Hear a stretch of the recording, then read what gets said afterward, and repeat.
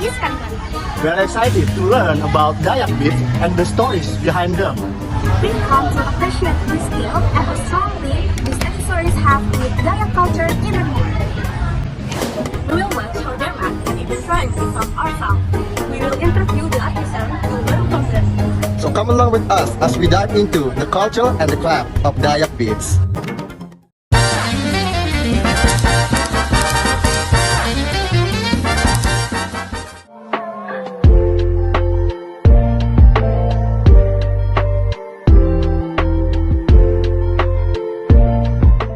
It's the little things that get me high.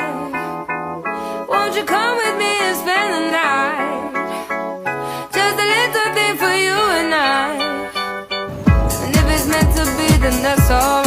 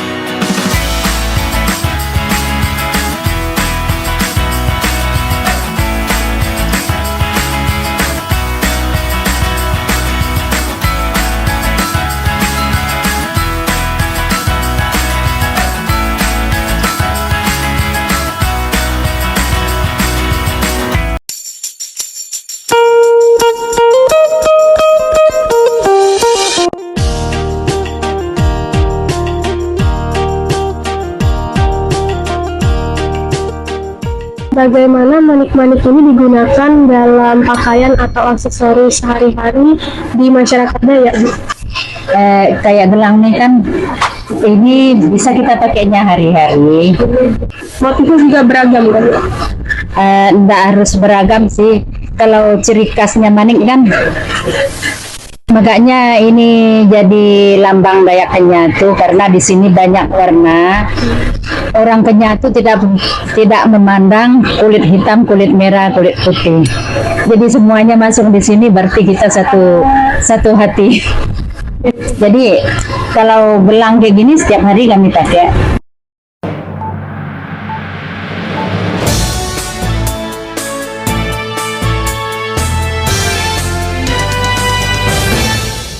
Baik Ibu, pertanyaan dari saya, apakah ada warna-warna khusus dari artinya dari manik-manik ini Bu? Seperti warna-warnanya ini artinya apa, dan apakah warnanya itu merepresentasikan budaya Dayak itu sendiri Bu? Kalau warna khusus untuk orang Dayaknya di sini ada hitam, kuning, hijau dan oranye. Ini kebanyakan orang Dayaknya yang pakai. Tapi di sini ada merah. Kalau merah sih kurang banyak orang Kenya pakai, tapi seluruhnya makanya kita bilang tuh manik ini lambang persatuan nih. Ya. Kalau warna-warna tersendirinya ada makna khususnya Kak Bu? Kayak warna merah melambangkan apa? Enggak. Oh, yang artinya semua bersatu dalam. Oh, iya. Bersatu dalam satu tali kan, semuanya bisa masuk, berarti itu artinya satu hati. Satu hati. Iya. Baik, terima kasih Bu.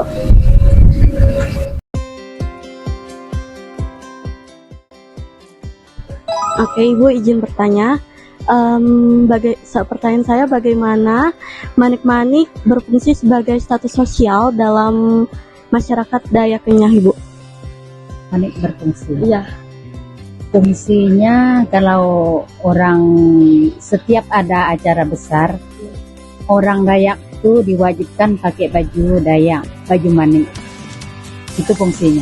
Oh, jadi kalau menurut status sosialnya itu bagaimana Bu?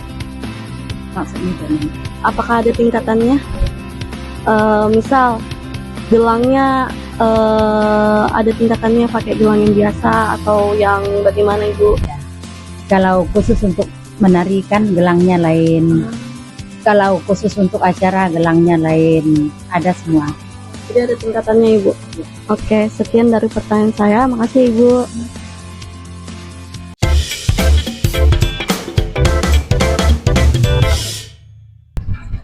Baik, pertanyaan selanjutnya, apakah manik-manik Dayak ini ada makna khususnya dalam kehidupan spiritual Bu, atau kepercayaan masyarakat Dayak? Seperti yang saya baca kan, kelompok kami baca itu manik-manik ini fungsinya tolak bala Bu, apakah itu betul ya? Kalau aku pikir sih enggak tahu ya ketolak balanya kayak mana. Kalau tolak bala orang Kenyah kan lain lagi. Tapi kalau manik ini khusus untuk, memang ada dipakai untuk pas ritual. Tapi memang itu adatnya untuk acara adat sudah itu. Seperti festival kan di Pampang kan setiap tahun ada festival. Ya, pakai baju manik, pakai gelang manik dengan kalung manik. Itu sudah. Berarti untuk makna spiritualnya nih Bu, mungkin bergantung sama masing-masing ya, gitu. Jadi ada yang meyakini bisa tolak bala gitu ya kan Bu? Atau berbeda, setiap suku Dayak mungkin beda gitu ya Bu ya, maknanya, spiritualnya. Kalau menurut kami orang Kenyah sih, kalau untuk tolak bala ya, aku kurang tahu. Tapi kalau untuk memakai dalam sebuah acara adat itu diwajibkan memakai. Baik Bu, terima kasih atas jawabannya ya Bu.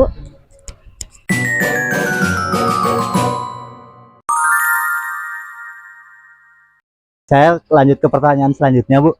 Kita tahu kan bahwa gelang dari manik-manik tersebut sering dipakai kepada orang-orang suku Dayak. Betul. Nah, apakah ada acara khusus, Bu, atau kesempatan khusus aksesoris gelang itu dipakai? Misal di acara pernikahan dan sebagainya. Apakah berbeda-berbeda, Bu? Misal di acara pernikahan modelnya yang ini, Nanti kalau acara adat modelnya gini, apakah ada perbedaan Bu atau sama?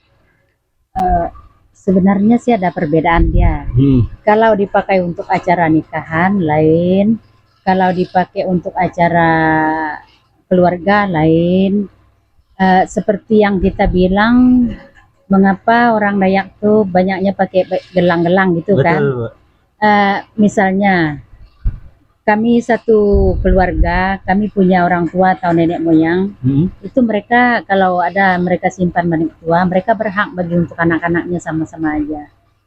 Oh, jadi Karena- yang dipakai mereka harus dikasih ke anak-anaknya? Iya, itu yang dibilang ahli waris kan. Jadi kemana kita pergi kita bawa itu ndak boleh dijual, kecuali kita ndak ada padi baru kita jual. Itu ceritanya orang dulu. Oh, kecuali kita susah betul Bu Iya. ya, nggak bisa makan baru itu boleh dijual. Baru boleh dijual karena itu ahli waris. Oh. Nah, misalnya kami mau mengangkat seseorang jadi masuk dia dalam keluarga kami, angkat dia jadi keluarga kami, kami juga harus bagi gelang untuk dia karena memang itu khas kami. Iya Iya. ya. Dan setiap keluarga pasti punya ciri khas masing-masing gelangnya Bu ya. Pasti sudah itu. Kalau mereka orang Dayang. Iya. Tapi Bu, gelang itu nggak hanya berbentuk manik Bu ya. Karena saya ada pernah lihat orang menari itu kayak dia bukan manik, dan juga saya Bu sering ke acara pernikahan karena saya fotografer. Saya kemarin pernah ke salah satu pernikahan orang Dayak. Jadi dia tuh kayak taji anu itu nah Bu. Kuning. Ya, Iya, itu bukan manik gitu Bu ya. bukan manik tapi itu gading. Oh. Dan itu biasa dipakai di pernikahan. Berarti manik jarang Bu kalau untuk di pernikahan. Kalau kecuali ya untuk tunangan, seserahan itu dikeluarkan manik-manik. Ya nanti kalau sudah pas acaranya mereka pakai gelang sulau sama gelang kesun bilang. Oh, yang kayak gading itu Bu. Iya, kuning Berarti sama putih. itu lebih sakral Bu ya daripada manik-manik. Iya. Hmm. Enggak juga sih sama aja, cuman memang itu diharuskan Penempatannya Bu ya. ya. Memang itu di situ tempatnya kalau pas acaranya kayak gitu. Dan gelang itu enggak bisa dipakai di hari-hari Bu. Kalau yang bukan manik itu yang kayak Ibu sebut tadi. Enggak juga. Memang orang dulu tuh setiap hari pakai aja. Ada barangnya di situ kok. Kayak ini nah, yang putih ini kan. Iya, saya pernah lihat Bu. Orang tua dulu tuh pakainya hari-hari aja, biar ke kebun, biar di rumah. Kita yang sekarang ini enggak mau, sudah mungkin karena enggak mau ribet kan. Iya. Tapi kalau untuk sifatnya kami masih wajib simpan. Nggak ada ketentuan juga Bu ya. Misal yang tua pakai ini, yang muda pakai ini, nggak ada Bu ya. Bebas aja Bu ya. Bebas saja. Oke. Mungkin sekian dari saya Bu. Terima kasih banyak atas informasinya. Oke, ini pertanyaan saya selanjutnya mewakili dari teman-teman. Berdasarkan ada sejarah yang saya pernah baca bahwa biasanya kalau manik-manik yang digunakan di dalam budaya Dayak ini ada menggunakan biji jagung ya, karena melambangkan warna kuning. Yang saya pahami dia itu melambangi kemakmuran seperti itu. Selain jagung, apakah biasanya ada yang digunakan selain itu? Sebenarnya sih kami mungkin adat lain enggak tahu ya. Kalau kami Dayak Kenyah enggak pakai jagung, tapi kami pakai jelai. Oh, pakai jelai. Iya, jelai itu motif kayak jagung juga. Dia sudah ada lubangnya, tinggal kami cucuk pakai kalung, bikin kalung. Kalau jagung enggak kami pakai. Ya. Betul.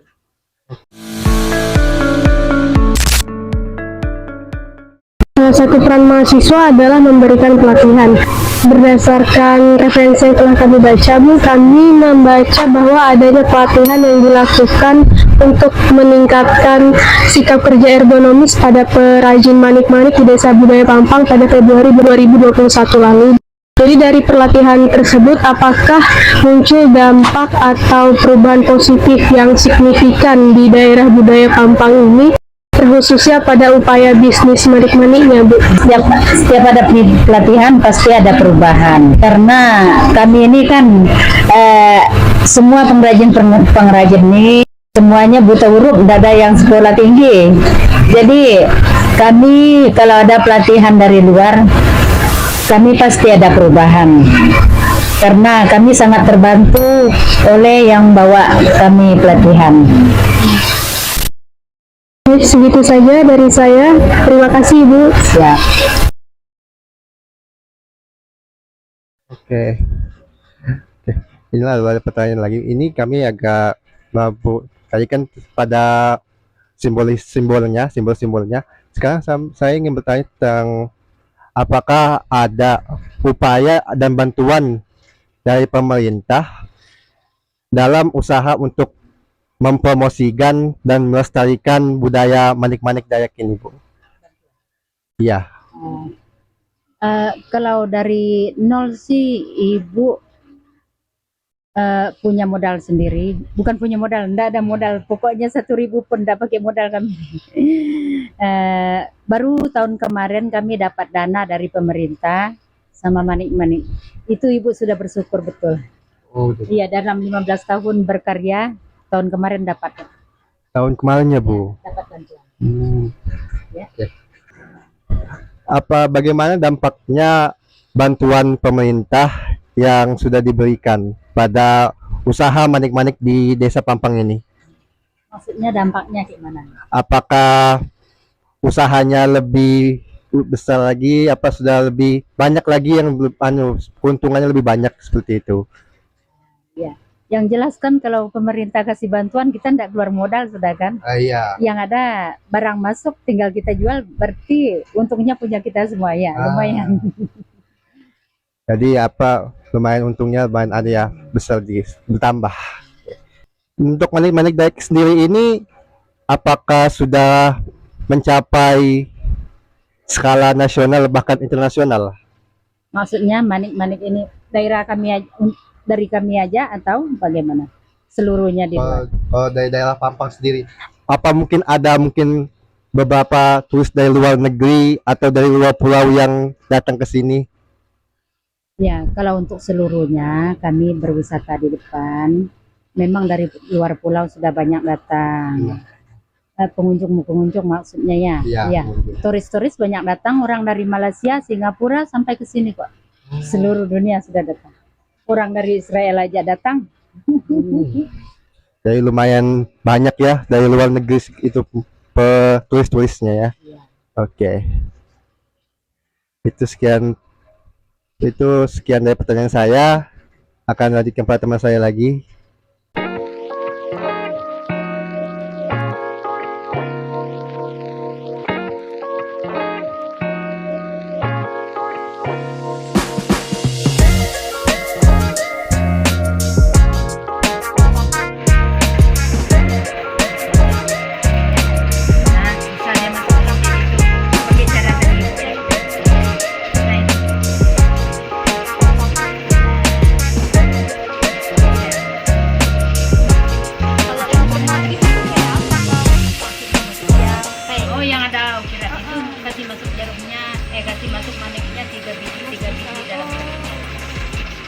Kalau ini cucuknya kecamatan ya. Nggak apa-apa. Nah, yang penting sudah bisa dimasukkan. Ini paling gampang dibikin nih. Setiap anak sekolah datang kayak gini, ini selalu kami bikin. Itu pun di hari biasa.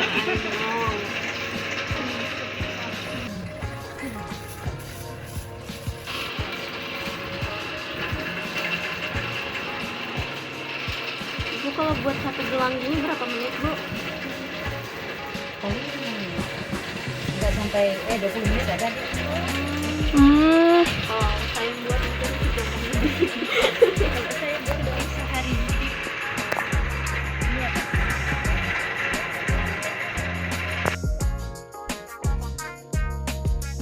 Enggak di situ. Kalau ini bisa dapat 3 gelang sudah. Mana gelang? Oh, masih nyucuk. Buat satu benang dulu, baru pas sudah jadi baru dililit gitu sama. Kalau kita panjang waktu tadi kita bikin sampai satu selesai. Kok nggak bisa ya, Bu? Bisa kan? Oh, bisa. Nah, ini sudah deh, coba. Nah, sekarang kan ini sudah panjang. Ini dilipat sebenarnya kecil betul ini. Yang penting ada contoh dulu. Nah, ini tadi dilipat kayak gini. Siapa yang bisa ini anyam rambut? Ya, dikepang. Bisa kah? Nih, satu yang pegang sambil melihat. Tadi ke depan aja.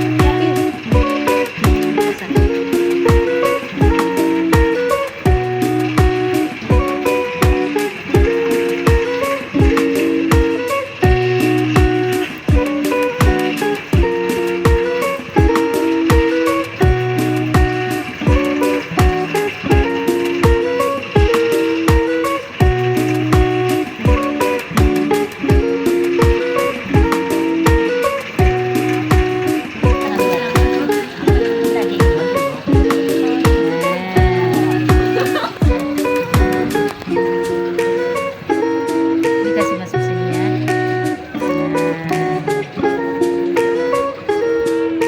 Oke, coba.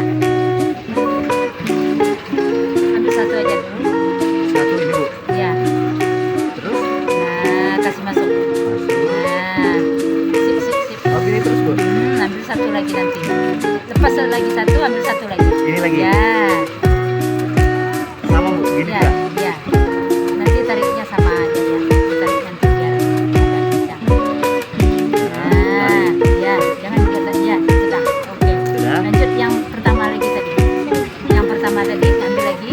Gimana Bu? Lepas yang satu tadi. Lepas. Ah, satu-satu Bu. Nah, Ini terus. Ya. Ya. Kalau kita mau panjang, nggak apa-apa. Mau pendek juga nggak apa-apa. Ini supaya Ya, itu kuncinya. udah Bu, gini aja. Ya.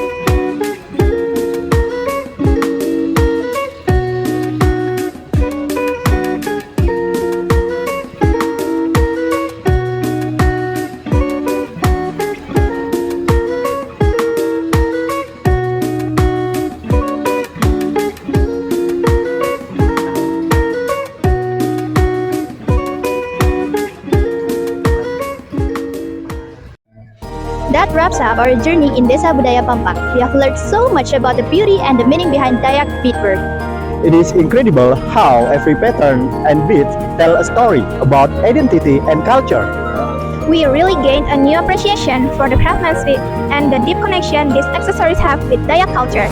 Learning from the artisan and trying to make the beads ourselves was such a unique experience. And listening to their stories give us new perspective on how important it is to preserve this culture. Thank you for joining us in this journey, and we hope you are inspired by the Dayak culture as we are.